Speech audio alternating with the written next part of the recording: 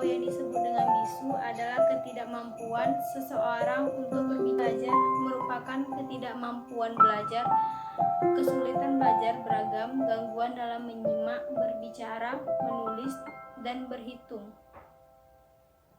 Ya nggak cukup memorinya. Nah selanjutnya itu ada learning disability.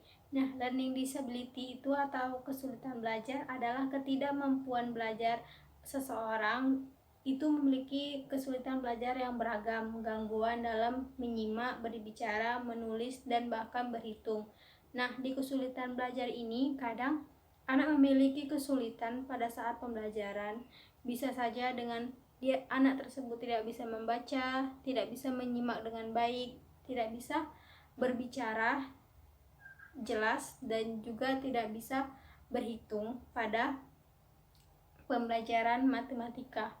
Nah, yang selanjutnya itu ada hiperaktif. Nah, hiperaktif itu adalah suatu kelainan pada gangguan tingkah laku yang berlebihan dan berbeda dengan anak pada umumnya. Nah, anak hiperaktif ini adalah anak yang lain daripada anak biasanya, dan biasanya anak hiperaktif ini terlalu aktif, bisa dikatakan terlalu aktif. Selanjutnya itu ada autis.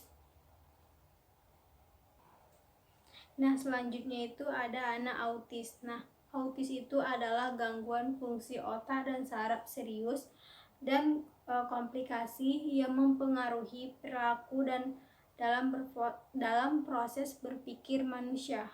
Autis mencakup segala gangguan dalam interaksi sosial, perkembangan bahasa. Nah, selanjutnya saya akan membahas tentang pentingnya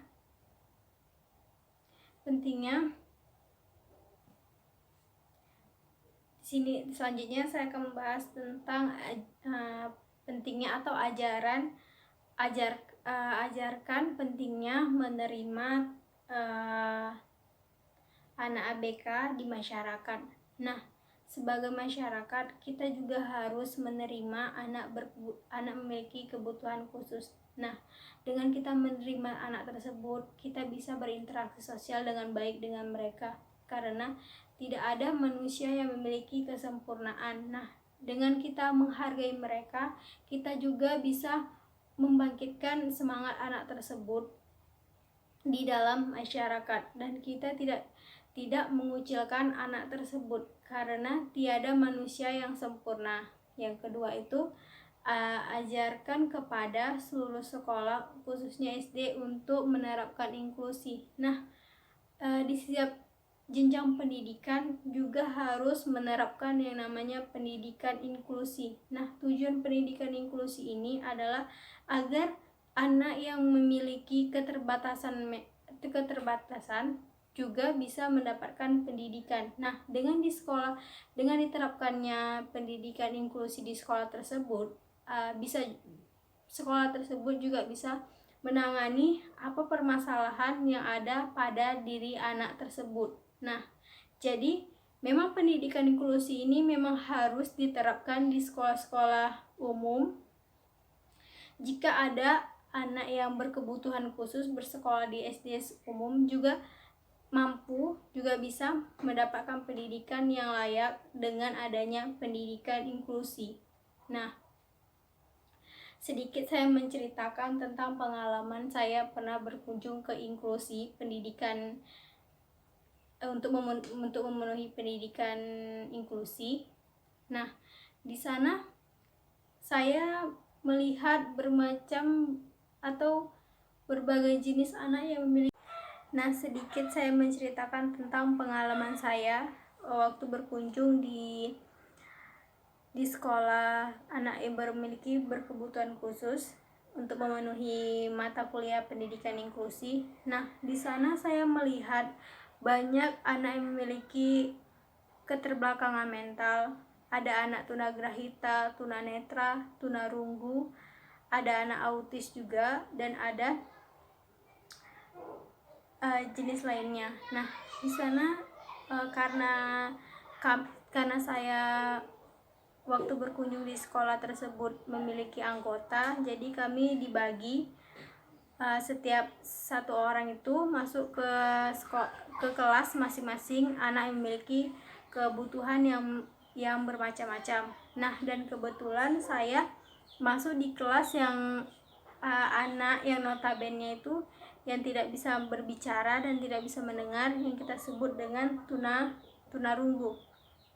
Nah, di sana saya observasi bagaimana melihat mereka, sistem pembelajaran mereka, dan saya sangat terharu melihat mereka bagaimana cara belajar mereka, dan kita pun bisa juga berinteraksi dengan mereka, tetapi dengan nada yang pakai intonasi, seperti mereka berbicara dengan mereka itu harus jelas, dan karena mereka melihat daripada gerakan daripada bibir kita, sehingga kita bisa berinteraksi kepada anak tersebut.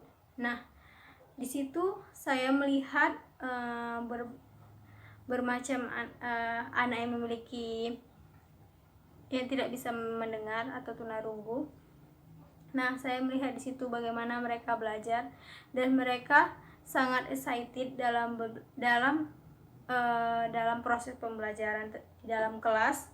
Mereka juga mampu berhitung, dan bahkan mereka pun lebih pintar daripada anak normal lainnya. Mereka juga sama seperti anak normal lainnya. Dan saya terharu melihat mereka belajar, dan di situ saya juga bangga melihat gurunya, karena gurunya juga mampu menyediakan atau sangat baik dalam proses pembelajaran dengan mengajarkan peserta didiknya dengan sabar dan sangat semangat dalam menjalankan profesinya sebagai guru. Dan guru tersebut bukan guru sekolah umum lainnya, dan guru tersebut ada guru yang mengajar di sekolah yang memiliki anak yang memiliki kebutuhan khusus. Nah, itu saya apresiasi dengan gurunya yang sangat luar biasa, yang bisa mengajarkan kepada peserta didiknya dengan penuh kesabaran, dan peserta didiknya pun juga memiliki semangat untuk belajar.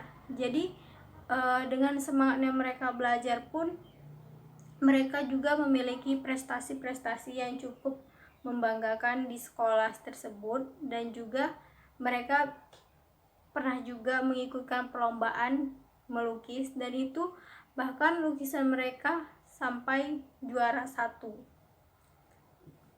Dan di situ saya melihat semangatnya belajar anak tersebut. Saya sangat mengapresiasi bahwa